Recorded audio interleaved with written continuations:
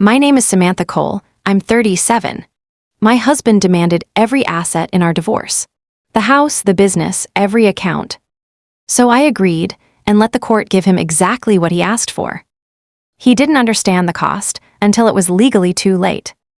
I was sitting at the narrow table in family court when my husband's lawyer stopped flipping pages. Up until that moment, everything had been moving the way my husband, Ethan, expected it to. Papers sliding across polished wood, pens clicking, his knee bouncing under the table like he was already thinking about lunch. He'd arrived early, confident, dressed the way he always did when he wanted to look unbothered. His mother sat 2 rows behind him, leaning forward, whispering to the woman beside her. His girlfriend, too young, too composed, waited in the hallway because Ethan said it would be more respectful if she didn't come in. I was on the opposite side, no one with me, a folder on my lap, hands folded, quiet. The judge asked if we both understood the agreement. Ethan answered before I could. He always did that. "Yes, Your Honor," he said, smiling. "We're keeping this amicable." I didn't correct him. The judge turned to me and asked the same question.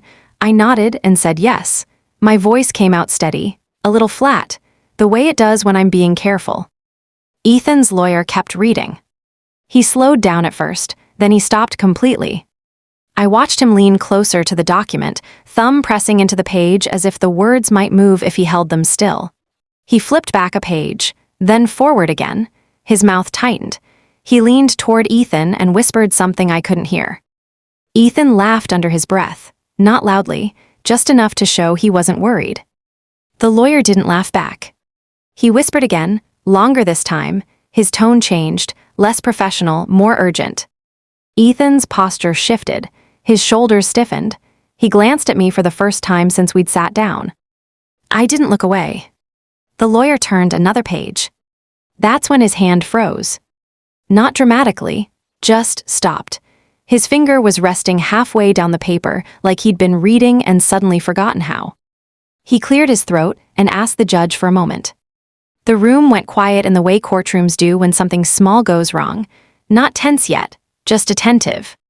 The judge nodded. The lawyer leaned fully into Ethan's space now, voice low, breath close to his ear. Ethan's smile disappeared halfway through the sentence. His face drained slowly, like someone had turned down the lights 1 notch at a time. I could see it happening, the calculation, the realization trying to catch up. Ethan shook his head once sharply. He whispered back too fast, too loud. "No," he said, "that's not right." The lawyer didn't answer him. He just tapped the page with his pen, once, then again. I stayed still. The judge asked if there was a problem with the agreement as signed. The lawyer straightened, adjusted his jacket, and said, "No, Your Honor. I just need to confirm something with my client." The judge waited. Ethan leaned back in his chair, hands gripping the armrests now. He looked down at the table, then at the papers in front of him. He flipped to the signature page like he expected something to have changed since 10 minutes ago. It hadn't. He looked at me again, this time longer. I kept my hands folded, my eyes on the table edge, calm, neutral, like I'd been the entire morning. The judge asked again if both parties wished to proceed. Ethan hesitated. That was new. For months, he'd been decisive about everything, what I took, where I slept, what I was allowed to keep, what he'd generously leave me. He'd rehearsed this outcome. He'd told people about it before it happened. Now he swallowed and said yes. I said yes too. The judge signed. When the clerk stamped the papers, the sound echoed louder than it should have. Final, mechanical, uninterested. Ethan's lawyer gathered the documents more slowly than before. He didn't meet my eyes when he passed our copy across the table. Ethan didn't stand right away. I stood, adjusted my bag strap, and waited the polite second it takes not to seem rushed. As I turned to leave, Ethan spoke. My name, sharp, confused, like he was trying to pull something back before it slipped too far. I paused, just long enough to acknowledge him. He opened his mouth, then closed it again, looked at his lawyer, looked at the door. I walked out without saying anything. In the hallway, I passed his girlfriend. She smiled at me reflexively, then stopped when she saw Ethan behind me, still sitting, still pale. I didn't slow down. Behind me, his lawyer was already flipping back to the page. He should have read more carefully the first time. Ethan caught up to me, just outside the courtroom doors. Not angrily, not yet. He called my name the way he used to when he wanted something handled quietly, without an audience. I stopped because the hallway was narrow and because not stopping would have turned it into something louder than it needed to be. He stood close, too close. I could smell his cologne, the one he'd switched to after he moved me out of the bedroom. His voice was low. "What was that?" he asked. I looked at him, then at the door behind him, where his lawyer was still inside.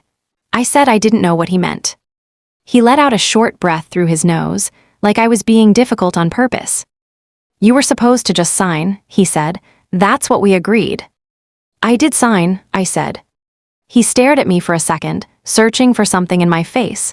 I didn't give him much to work with. "You didn't say anything," he said. There wasn't anything to say. That irritated him more than arguing would have. He glanced down the hall, checking who might be listening, then lowered his voice again. "Don't do this," he said. "We're done. There's no reason to make it messy now." I nodded once small, non-committal. He waited for more, an apology maybe, or reassurance. When it didn't come, he straightened and shifted into the tone he used when he thought he was being reasonable. "You've got the cash," he said. "You've got your things. I didn't fight you on custody. This is clean." I agreed with him. I said it was clean.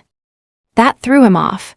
He blinked, then frowned slightly, like he'd lost his place in a conversation he'd rehearsed. "Then what's my lawyer freaking out about?" I shrugged, not exaggerated, just enough. He stared at me again, longer this time. His jaw tightened. The hallway noise felt louder around us, heels on tile, a printer whirring somewhere down the hall, a bailiff laughing quietly with someone near the elevators.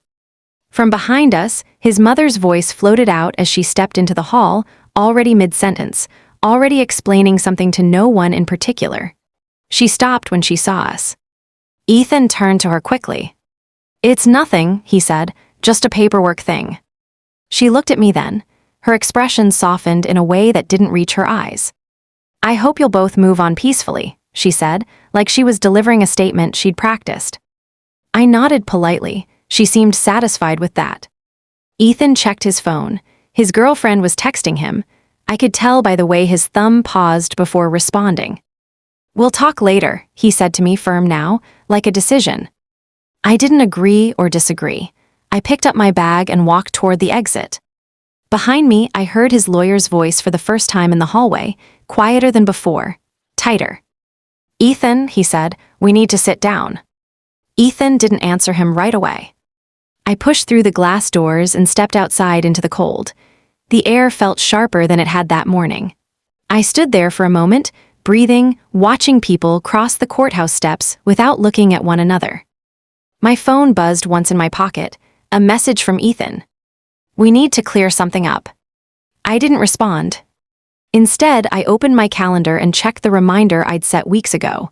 Just a time, just a name, nothing else. I locked my phone and started walking toward my car. I didn't go straight home. I sat in my car with the engine off and the door still open, letting the cold settle in before closing myself into it. People passed by without paying attention. A couple argued quietly near the steps. Someone dropped a stack of papers and swore under their breath. My phone buzzed again. This time it wasn't Ethan. It was my lawyer. Just one line, "Call me when you're parked." I closed the door, started the engine, and pulled out of the lot.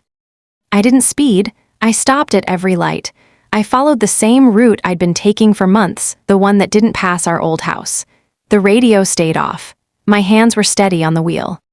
By the time I reached my apartment, there were 3 missed calls from Ethan and 1 voicemail I didn't listen to.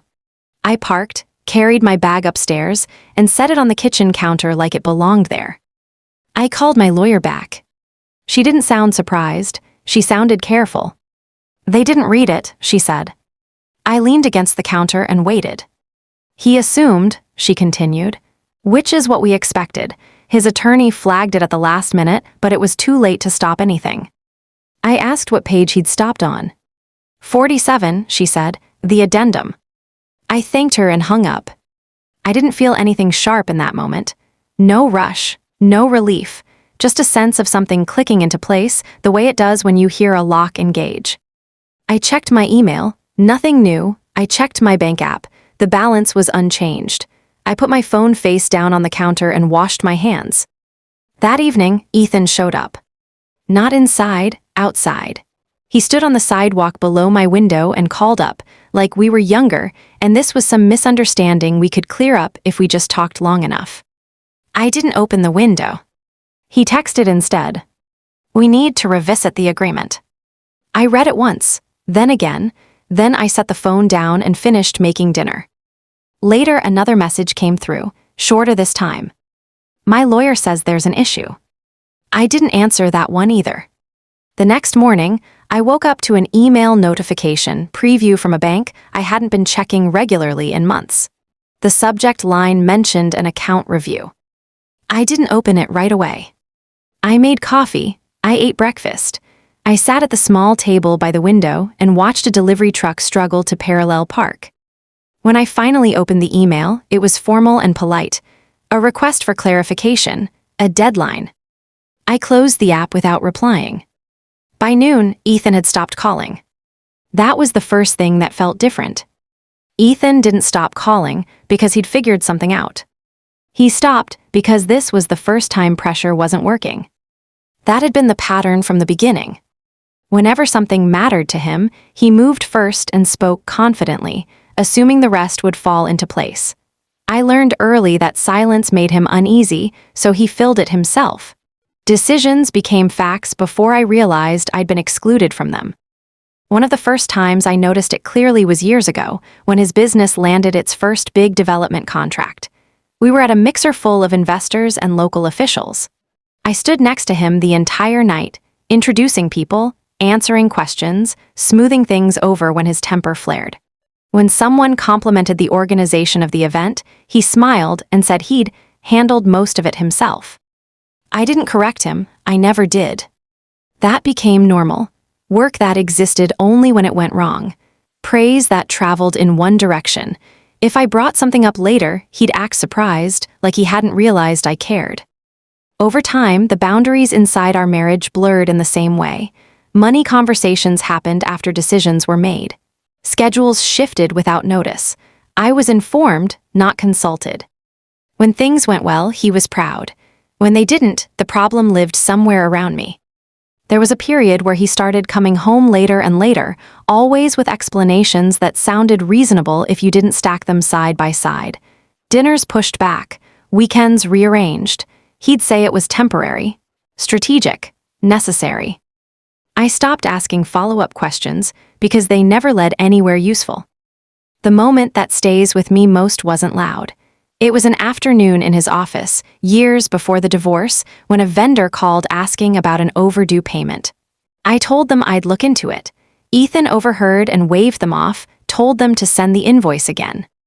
After the call, I asked him why the account balance didn't match our records.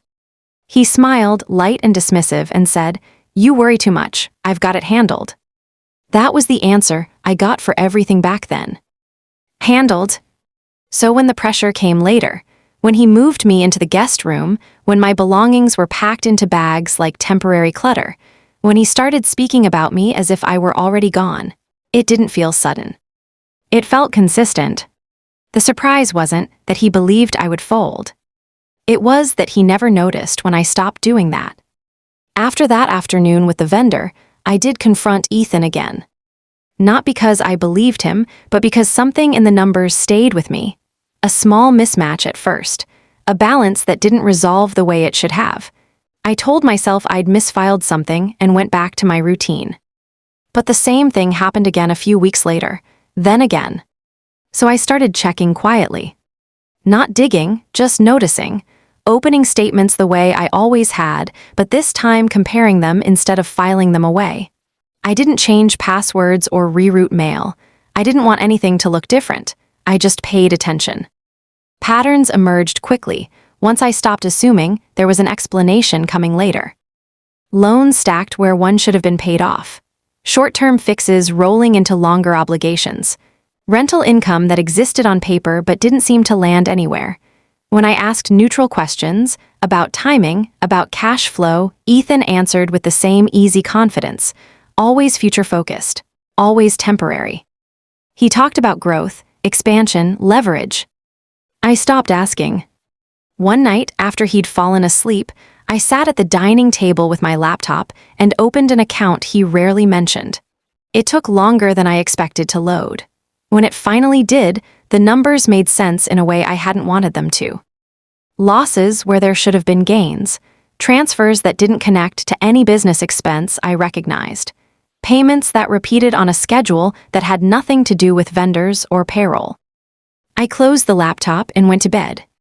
The next day, I printed a single statement at the office ANCS printer and slipped it into a folder I already used for household records. I didn't label it. I didn't react. I went back to making lunches and answering emails and smoothing over conversations. From then on, whenever something felt off, I kept a copy. Not obsessively, methodically. I learned which accounts mattered and which ones were noise. I learned which debts were tied to which properties. I learned how often money left without coming back. I didn't tell Ethan what I was seeing. I let him keep believing I trusted him. At home, things narrowed. He decided where I slept, what expenses were necessary, which cards stayed active. He spoke about our finances like they were already his alone. I adjusted without arguing. I opened a separate account for groceries. I redirected my small freelance income there. When my grandmother passed and left me money, I didn't mention it. I handled it the same way I handled everything else by then, quietly and all at once. By the time Ethan started talking about leaving, I wasn't shocked. I already knew he thought he was ahead. What he didn't know was that I'd stopped following him a long time before that and started keeping my own records instead. Once I understood the shape of what was happening, I stopped thinking in terms of fixing it. I thought in terms of containment. I didn't drain accounts or move money in ways that would raise questions. I didn't threaten or negotiate. I stayed where I was, doing what I'd always done, and built a parallel system that didn't rely on him noticing or approving anything. Every document I copied went back where it belonged. Originals stayed untouched. Dates mattered, so I paid attention to them. When statements arrived digitally, I saved them twice, once where they were supposed to live and once somewhere else. When something came by mail, I scanned it and put it back in the stack. I didn't keep everything in one place. That felt careless. I spread it out. Some of it lived in a locked drawer at work. Some of it went into a small safe I kept at a friend's house, the kind of friend who didn't ask questions and didn't pass along information. The rest was encrypted and backed up somewhere Ethan had never looked because he'd never needed to. At home, I made myself smaller. I stopped pushing back when he corrected me in front of people. I let him explain my decisions as his. I learned which conversations he wanted to have in public and which ones he avoided entirely. When he told me he wanted space, I took the guest room without arguing. When he reorganized the house and asked me to clear out drawers, I did it slowly, choosing what mattered and leaving the rest. He watched long enough to be satisfied, then stopped paying attention. That was when I moved what I needed. The inheritance was the only thing I handled quickly. Not because I was afraid he'd take it, but because I didn't want it mixed in with anything else. I spoke to a specialist on my lunch break, signed paperwork I'd already reviewed twice, and transferred the funds into a structure that couldn't be undone later. It wasn't dramatic, it was administrative. After that, I went back to waiting. I kept showing up to family events. I kept answering texts. I kept making sure our son's routine didn't change more than necessary. When Ethan started staying out overnight, I didn't ask where he'd been. I knew. What mattered was that by the time he decided he was done, there would be nothing left of mine for him to reach. Not because I was hiding. Because I was finished sharing. Ethan told me he wanted a divorce on a Tuesday morning, like he was announcing a scheduling change. He stood in the kitchen, already dressed for work, coffee untouched on the counter. He didn't sit down. He didn't look uncomfortable. He said he'd been thinking about it for a while and wanted to handle things efficiently. I listened. I nodded once. I asked what he wanted to do about our son's pickup that afternoon. That seemed to confuse him. He repeated himself, slower this time, like maybe I hadn't understood the first version. "I'm done," he said. "I want to move forward." I said okay. By that evening, his plan was already in motion. He told me he'd hired an attorney who specialized in high-asset separations. He explained what he expected. The house would stay with him, the business obviously, the cars since they were tied to his work. He said I could keep personal items and whatever cash made sense. He framed it like generosity. "You'll be fine," he said. "I'll make sure of it." The next day, his mother showed up unannounced. She hugged me for too long and told me she was heartbroken things turned out this way. Then she asked what I'd done with the silverware drawer and whether I planned to move out soon. By the end of the week, my things were boxed. Not carefully, not maliciously, just quickly. Clothes into bags, books stacked without order. Anything that didn't obviously belong to Ethan went into the guest room. He told me it was temporary, that we'd sort it out once the lawyers finalized details. I slept there that night, and the next. 2 weeks later, he started bringing someone else home. Not late at night, early evenings. Casual, she didn't stay over at first. She just sat at the kitchen island while Ethan cooked and talked loudly about work. I stayed in the guest room with the door closed. My credit card stopped working on a Saturday morning. I told him quietly. He said it was probably a bank issue and suggested I use cash until Monday. On Monday, he said it made more sense to separate expenses going forward. He told people we were being mature about it, that I understood the situation, that I didn't want the stress of fighting. When I hired my own lawyer, I didn't tell him right away. I met her in a small office near the courthouse. She asked me what I wanted. I said I wanted it to be over. She asked what I thought I was entitled to. I said I wasn't interested in dragging things out. She studied me for a moment, then nodded. From then on, Ethan planned loudly. He talked about timelines, about what he'd keep, about how relieved he was that I was being reasonable. He told his girlfriend I wasn't going to contest anything. He told his mother the same. I didn't correct any of it. I let him believe we were working toward the same outcome. We just weren't measuring it the same way. There was one person I hadn't adjusted for. She'd been in my life long enough that I didn't think of her as part of the divorce at all. We talked the way we always had, short calls, familiar pauses, updates about things that felt small. She asked how I was holding up. I told her I was tired. She said that made sense. At first, her questions felt like concern. Did Ethan seem calmer lately? Had the lawyer contacted me again? Was I planning to ask for more time with our son once things settled? I answered carefully without lying. I didn't volunteer anything. The first hint came by accident. Ethan mentioned something in passing one evening, something I hadn't told him, not important, just a detail about my schedule. I looked at him and asked where he'd heard that. He shrugged and said, "You mentioned it." I hadn't. I let it go. A week later, he referenced a meeting I'd had with my lawyer. Not the substance, just that it had happened.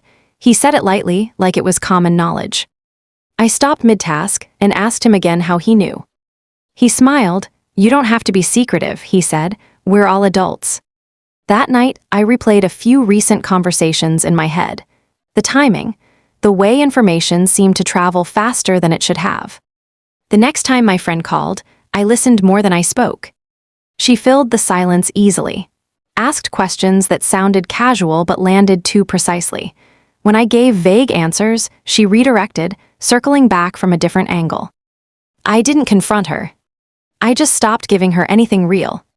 From then on, I treated our conversations the way I treated everything else, like they were being overheard.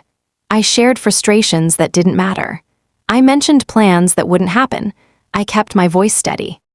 What confirmed it wasn't something she said to me. It was something Ethan said to his lawyer, loud enough for me to hear from the other room while he was on speakerphone. He mentioned a concern I'd never raised with him, using the exact phrasing I'd used days earlier in a call with her. I stood there and waited until the call ended.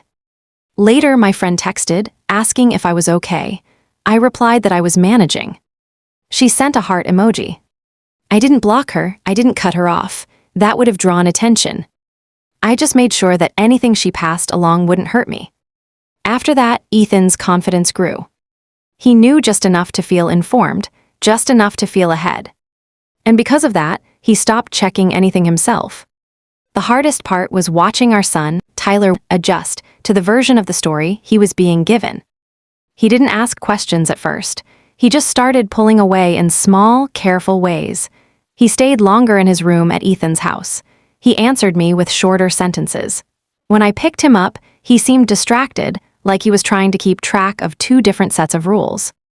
Ethan framed everything as temporary.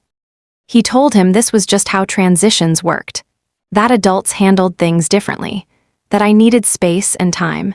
He never said anything openly cruel, but the implication was there, that I was fragile, overwhelmed, not quite managing things the way I used to. I didn't correct that either. When my son asked me once why I didn't come by the house anymore, I told him we were living in two places now, and that it wasn't his job to fix it. He nodded, but he didn't look convinced. There were small moments that told me more than the questions ever did. He asked if I was okay paying for his soccer fees. He asked if I needed help carrying groceries. He started watching my reactions closely, like he was checking for cracks. I kept things steady. Our apartment was smaller, quieter. I made sure his routines stayed the same, homework at the same time, dinners at the table, weekends planned in advance. I didn't complain about Ethan.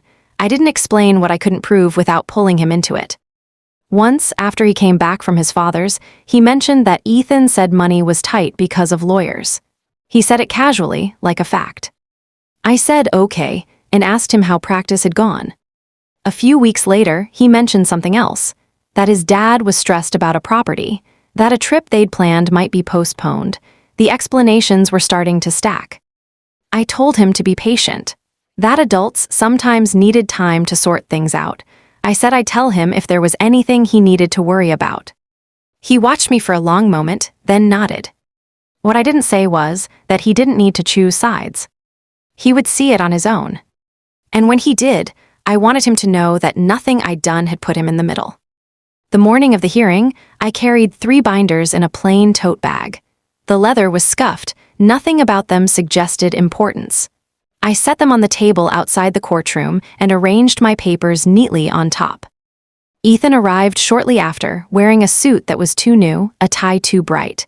His girlfriend, Brittany, followed, laughing quietly at something he said. His mother came last, moving like she owned the room. I didn't meet their eyes.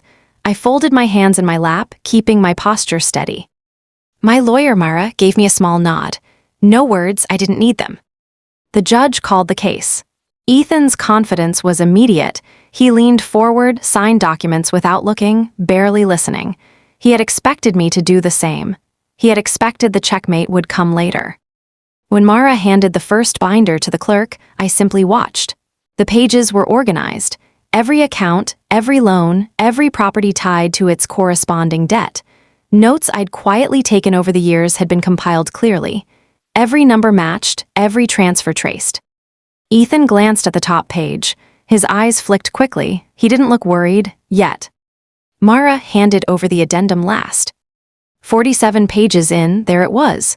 Every asset Ethan had demanded, every property, every car, every account, paired directly with the liabilities attached. The agreement left nothing ambiguous. By signing, he was accepting not only the assets, but also all the debts that came with them. I noticed his hand twitch slightly as his lawyer started reading. A faint pallor crossed his face. Mara stayed calm, only giving me a quick glance, confirming what I already knew. He hadn't accounted for the numbers. Not once.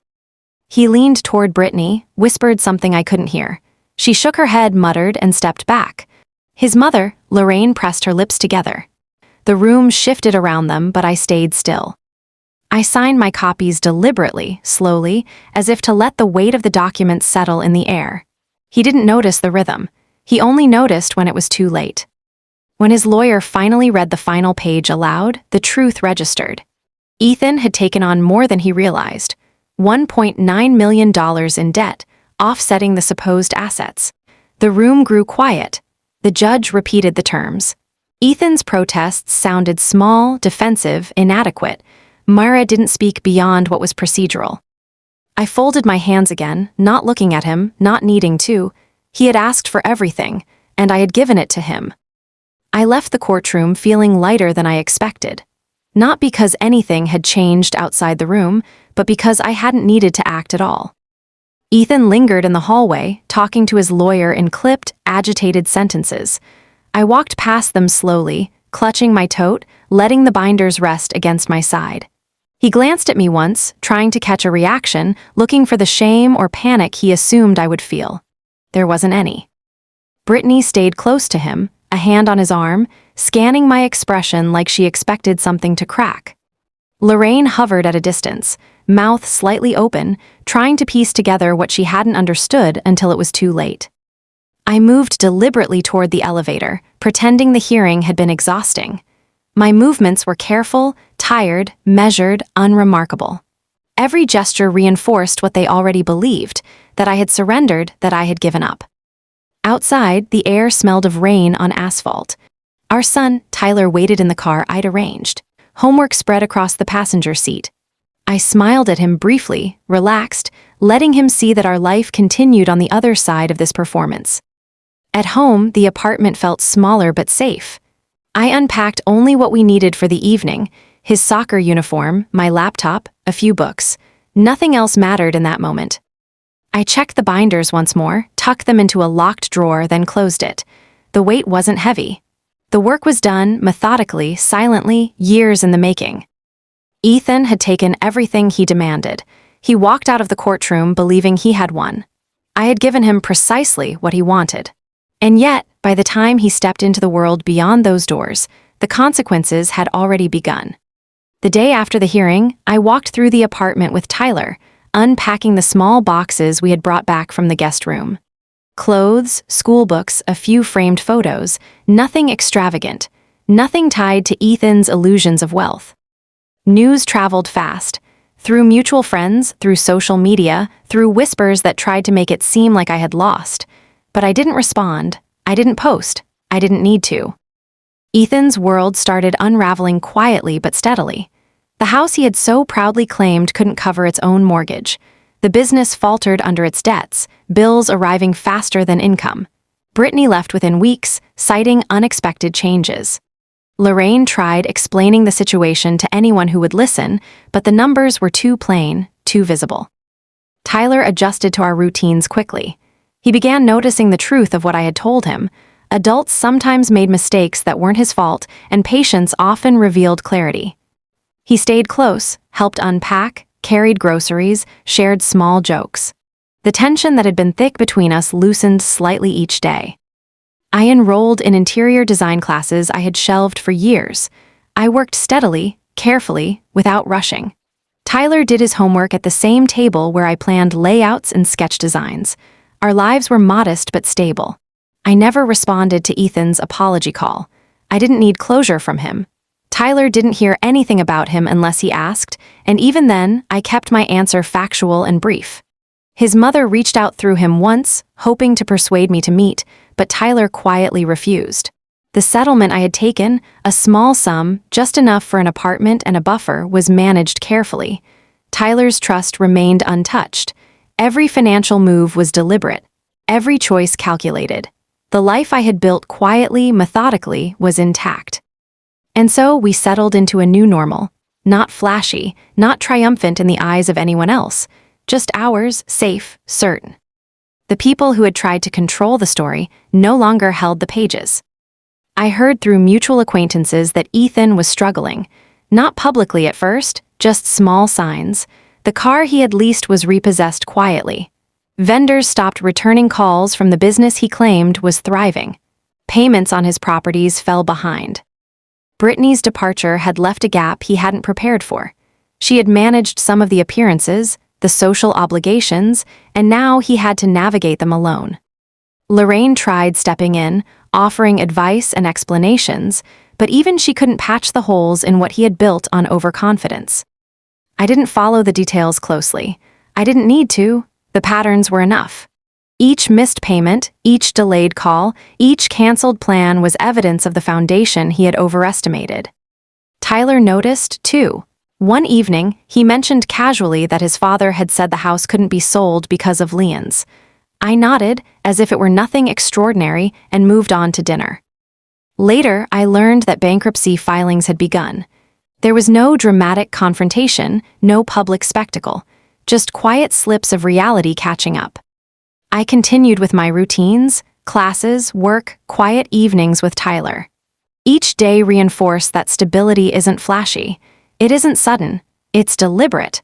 The unraveling of Ethan's world unfolded without fanfare, but it unfolded completely. And with every small piece that fell away, the control he had once wielded, the illusions of power and victory, diminished steadily. Months later, the apartment felt like home. Tyler's laughter bounced off the walls during homework sessions. I kept the space organized, simple, purposeful, no reminders of what had been lost, only evidence of what we had built quietly. I spent mornings sketching layouts for clients, afternoons reviewing fabric samples and color swatches. The work was slow, steady, tangible. Tyler helped when he could, sometimes suggesting color choices or rearranging bookshelves. It was ordinary, and that ordinary felt like a gift. I never revisited the courtroom or the binders. They remained tucked safely in a drawer, a silent reminder that careful preparation and patience had shifted everything without a spectacle. Ethan's name came up occasionally. Tyler would mention a story he'd overheard, a property in trouble, a company closing. I would nod, keep my tone neutral, and let the facts sink in naturally. Through it all, the trust between Tyler and me grew. He saw that stability didn't come from winning or proving someone wrong, but from steady, consistent choices. He saw that the life we had now was built deliberately, carefully, and that it would endure because it was ours. And for the first time in many years, I felt entirely outside the influence of the chaos we had left behind. Calm, methodical, and certain, I could focus on the life I wanted, not the battles I had survived. The past no longer needed attention. The future, small and measured, belonged to us.